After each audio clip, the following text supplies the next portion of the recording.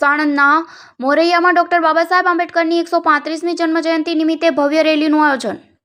સાણંદ તાલુકાના મોરૈયા ગામમાં આવેલ ગિરિરાજ રેસિડેન્સી દ્વારા બંધારણના ઘડવૈયા ડોક્ટર બાબા સાહેબ આંબેડકરની 135મી જન્મજયંતિ નિમિત્તે એક ભવ્ય રેલીનું અને સભાનું આયોજન કરવામાં આવ્યું હતું। આ રેલીમાં બહોળી સંખ્યામાં લોકો બાઇક અને અન્ય વાહનો સાથે ઉત્સાહભેર જોડાયા હતા। આ ભવ્ય રેલીની શરૂઆત શક્તિ એવન્યુથી કરવામાં આવી હતી। ત્યારબાદ આ રેલી મોરૈયા ગામ અને ચાંગોદરના મુખ્ય માર્ગો પર ફરીને પરત ગિરિરાજ રેસિડેન્સી ખાતે પહોંચી હતી, જ્યાં તેનું શાંતિપૂર્ણ રીતે સમાપન કરવામાં આવ્યું હતું।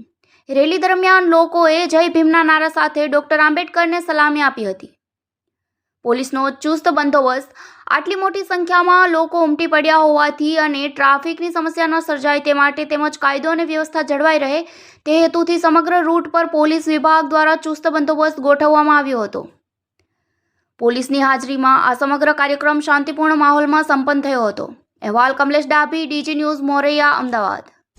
આજે વિશ્વ રત્ન ડૉક્ટર બાબા સાહેબ આંબેડકરની જન્મજયંતિ 135મી, તો અત્યારે સ્વયંસેવક દળ દ્વારા જે રેલીનું આયોજન કરવામાં આવ્યું છે, આપણે તેમનું મંતવ્ય જાણશું। શું કહેવા માંગો છો? જય ભીમ, નમો બુદ્ધાય, જય જોહાર, જય મુરલી। અમારો સંદેશ એ જ છે કે ભારતની અંદર માનવતાવાદી રાષ્ટ્રનું નિર્માણ થાય। ભારતની અંદર માનવતાવાદી રાષ્ટ્રનું નિર્માણ થશે તો આ જે ક્રાઇમ થાય, જે પોલીસ સ્ટેશન આપણે પોલીસની જરૂર પડે એ પોલીસ સ્ટેશન બંધ થઈ જાય અને આ દેશની અંદર માનવતાવાદી એટલે કે દરેક માનવને એક માનવામાં આવે એ રીતનો આપણો પ્રયાસ છે। તો આ રીતે સર્વ સાથે મળીને આપણે એક માનવતાવાદી રાષ્ટ્રનું નિર્માણ કરીએ અને 14 એપ્રિલ બાબા સાહેબનો જન્મદિન એટલે ભારતમાં હું તો એમ કહું દરેક સમાજને મનાવવો જોઈએ, કારણ કે બાબા સાહેબે જેટલી પણ મહિલાઓ છે ભારતની અંદર દરેક માટે કાયદા લખેલા છે। હિન્દુ કોડ બિલની અંદર 33% અનામત આપેલી છે અને એવા ઘણા બધા બંધારણની અંદર કાયદા લખેલા છે। તો આપણે આને બધા સમાજને થઈને સાથે મળીને કાર્ય કરવું પડે, કારણ કે બાબા સાહેબ કોઈ એક સમાજના નેતા નથી। બાબા સાહેબ આખા ભારતના નહીં પણ વિશ્વના નેતા ગણાય છે। જય ભીમ, નમો બુદ્ધાય, જય જોહાર, જય મુરલી। આ રેલી આપણે ક્યાંથી ક્યાં લઈ જવામાં આવશે? આ શક્તિ એવન્યુથી સ્ટાર્ટ થશે, રેલવે ફાટકથી। ત્યાં થઈ અમે બાબા સાહેબનું સ્ટેચ્યુ મોરૈયા, ત્યાં અમે સલામી આપીશું, બાબા સાહેબને રિસ્પેક્ટ આપીશું। ત્યાંથી ચાંગોદરથી આપણે અહીંયા ગિરિરાજ રેસિડેન્સીની અંદર સભા રાખેલી છે।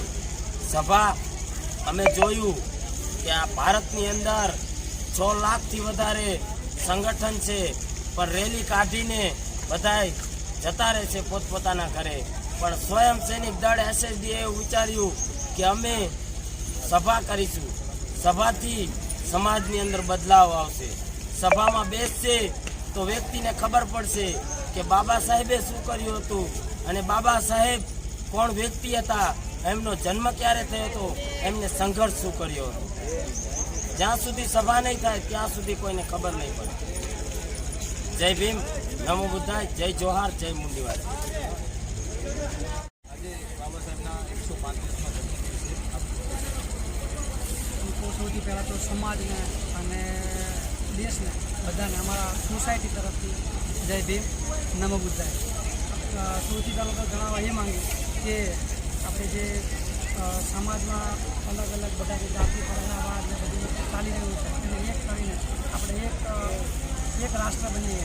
એક રાષ્ટ્ર બનીને બધા કોઈ પણ એક જ વસ્તુમાં માને, બંધારણ છે તો બંધારણને લઈને આપણે આગળ વધીશું અને જે પરગણાવાદ જાતિવાદ એ બધું છે એ નાબૂદ થઈ બસ એક રાષ્ટ્ર એ વસ્તુને લઈને ગિરિરાજ રેસિડેન્સીની અંદરમાં અમે છેલ્લા 1.5 મહિનાથી તો મતલબ સતત પ્રયત્ન કર્યા છે। આમ તો 365 દિવસ અમે આમાં કામ કરીએ છીએ તમે, પણ છેલ્લા 1.5 મહિનાથી તમે સતત મોરૈયા, ચાંગોદર અને આજુબાજુના સોસાયટીમાં બધે પ્રચાર કરી સમજાઈ રહ્યા છે। જય ભીમ।